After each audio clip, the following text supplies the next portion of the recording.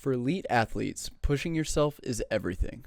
Blake Fairbanks speaks on his journey of pushing himself to be better every day, even when others may not believe in him. Like, joining the team for the first time? I mean, it was amazing. Going to a group of people like completely motivated. Everybody is pushing you to be the best. Something that in high school, like there's great runners in high school, but when everybody's at an elite level in college, it really takes you to the next level and you do all the small things. So it really enables you to be the best you can be. But just the team environment was the biggest thing.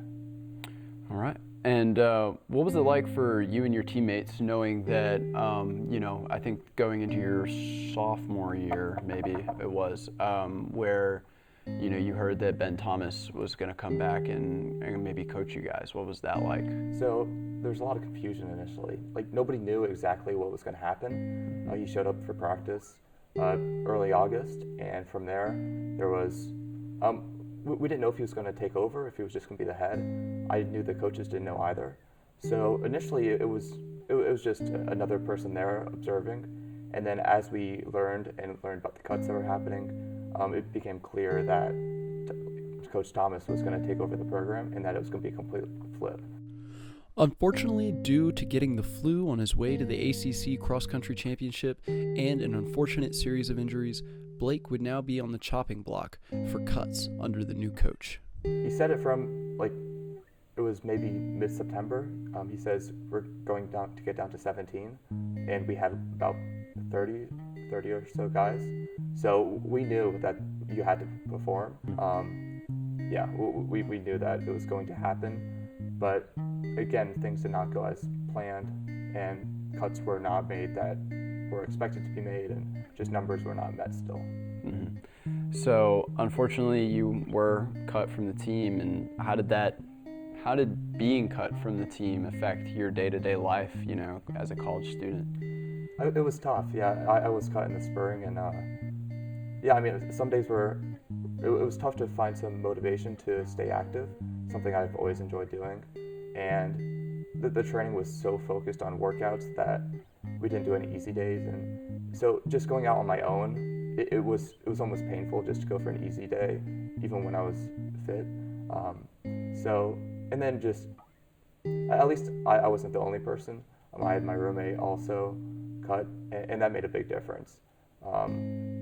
Just being able to spend time with somebody I still know, and not when you're not at the track for 30 hours a week or so, in still knowing other people, it made a big difference. But transitioning was tough. I focused more on schoolwork, but then still it's always in the back of your mind, mm-hmm. Especially when you go from something that's so competitive to nothing at all.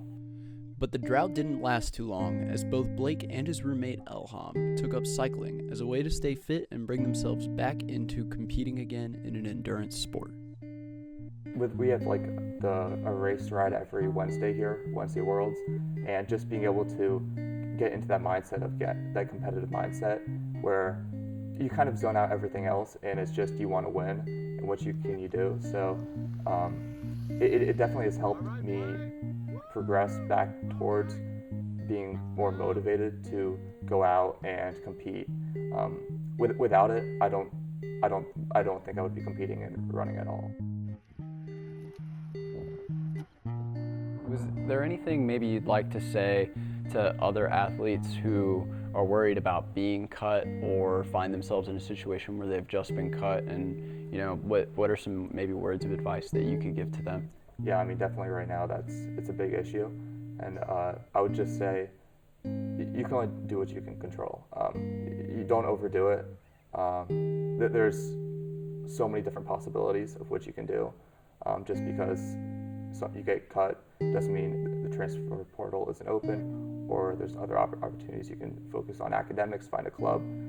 There's so many different things, and I've seen a lot of people go in different pathways, and everybody has been enjoying it, and everybody's finding success. So I'll just say, do what you enjoy. You can find another hobby like I did, and just go from there and take it a step at a time. Blake's story and message reminds us all that no matter the consequences of life and changes that may happen, we can always find a way to persevere and become the best versions of ourselves.